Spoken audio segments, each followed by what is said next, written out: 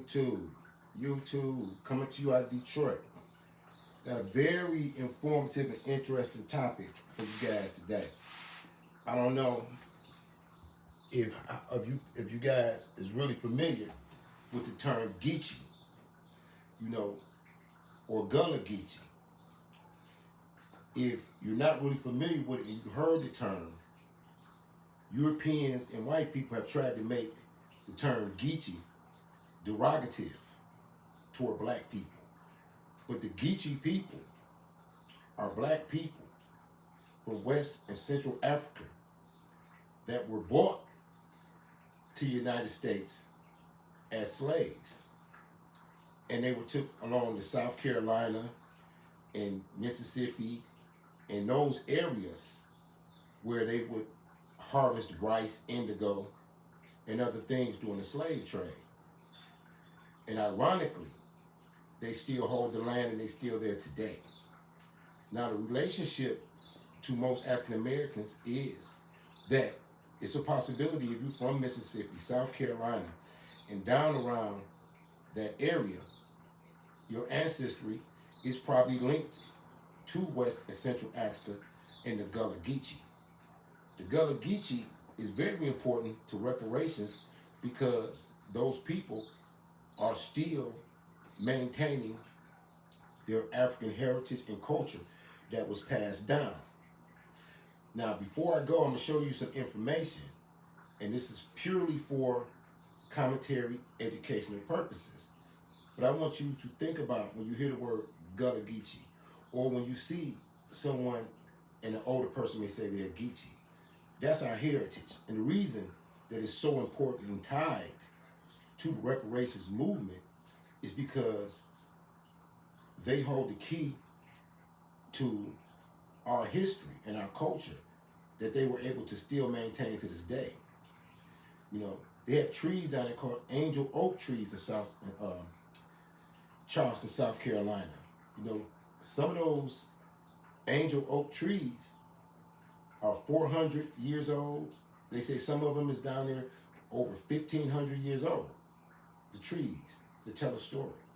But before we go, I want you to look at something, and I'm gonna give a little commentary. I want you to hear this.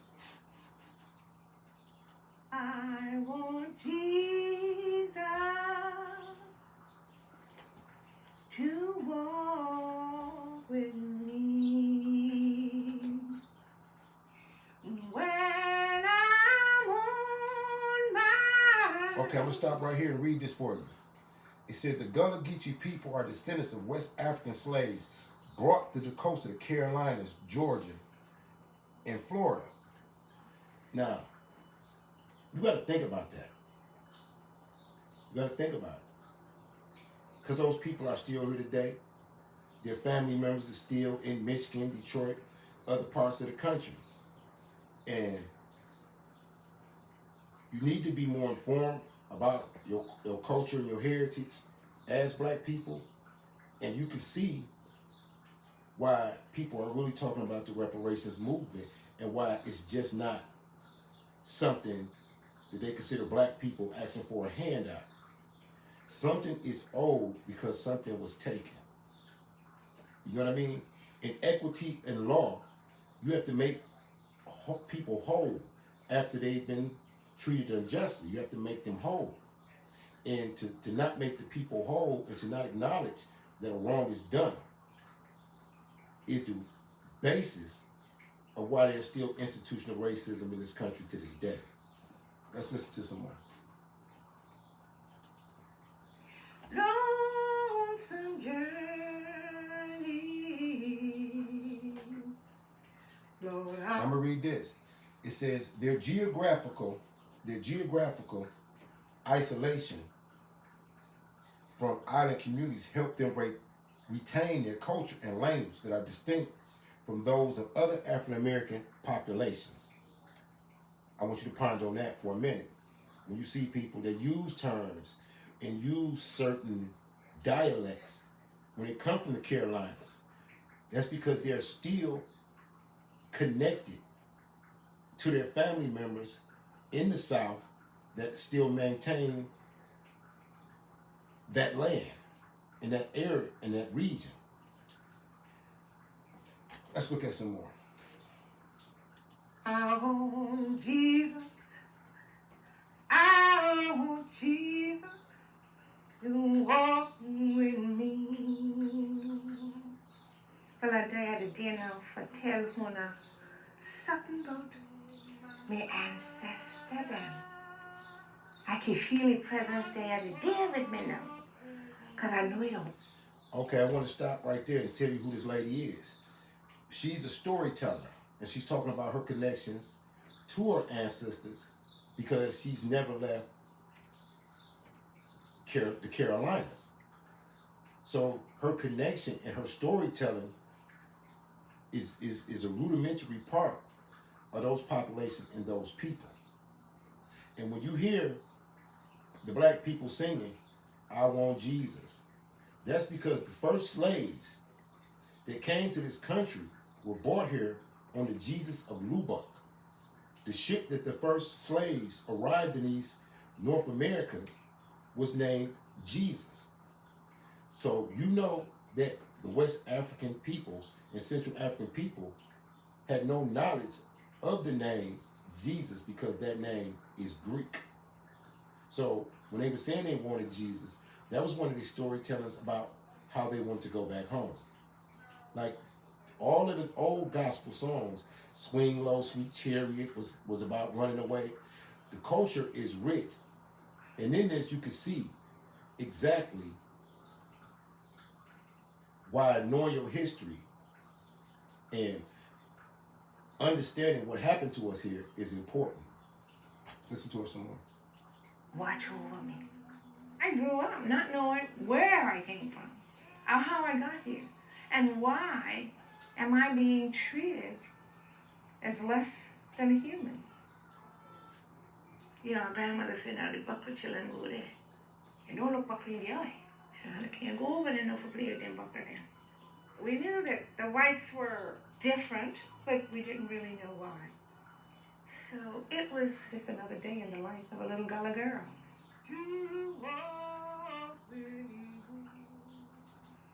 And they been ya on these hallowed and sacred grounds on this place we call Edisto Island, where I grew up. Oh, freedom. Oh, freedom. Almost everybody that lived on this island were enslaved Africans, our Gullah people. Now I want you to know, did you hear her? She said everybody that lived on the islands in the Carolinas come from enslaved people. All the black people down there that have their roots in the Carolinas directly come from enslaved people. And then when they talk about the native Indians that was down there, those Indians were black. Before you seen a red Indian or a pale Indian, those natives in those Carolinas were black, just like the Gullah Geechee.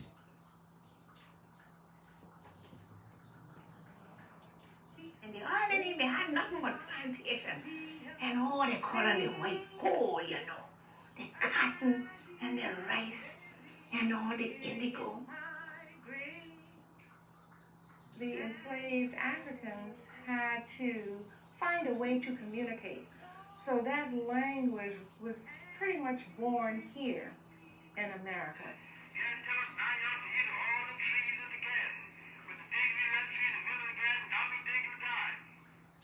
My generation is really the last generation to have direct contact with Gullah-speaking people. And Gullah was... Now I want you to think about how important that is. That those people in the Carolinas are the last descendant of people who had direct connection with their ancestors who were brought over here to pick the cotton and the indigo. And they're still there to this day, maintaining the land and living. When you see gumbo with the rice and the shrimp, oysters and the seafood. Like how you today, how black people want seafood boils with the eggs and the seafood and the crab and the shrimp. That's come from the Geechee Gullah people, your people. That's why you like crab boils so much. Their only language. And unless we pass it on to our children, then it will die out. Did you see her making baskets?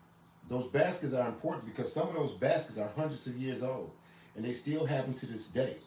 Those baskets can still be brought and sold to this day. Certain people that have connections with the Geechee people, certain people who be in the Carolinas and go visit. I know some people like that. In actuality. You strip everything from them. All the children are snatch out the arm, carry the baby this way, they mad that way, they pad that way. And they mean they have no sense of family at all. We have to let... Now, I don't know if you can really understand her dialect, but she was talking about how they dismembered the people, sold their family members, and tried to break the Geechee people up and to separate them. But they always found a way to maintain their culture and come back to where they were initially from, where their ancestors was from. This is very important because this tells you in some ways why the reparations movement is deeper than just giving black people some money or black people just want some money, you know what I mean? She said how they ripped the arms off babies and sold the people and tried to break the Gullah people up because they still had their own dialect. They still had their own form of speech. Our young people know about the struggle. We have to go all the way back to Africa, where it all began, so that they know whose back they're standing on. And before I be a slave, I be buried in my grave and go home to my God and be free and be free.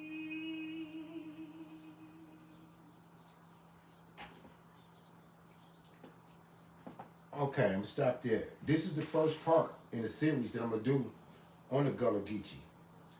And I want you to do your research. You know what I mean? Do your research. Get a clear understanding of why everybody is so adamant about black people not getting reparations and why it's so important that they make you think that the Native American Indians looked like Caucasians. You got to know the truth, you know? You got to know the truth. Before you speak on something, do your research and know the truth. I'm going to end right here, and I'm going to do another part. Thank you for listening to Detroit's HPTV. Like, share, and subscribe.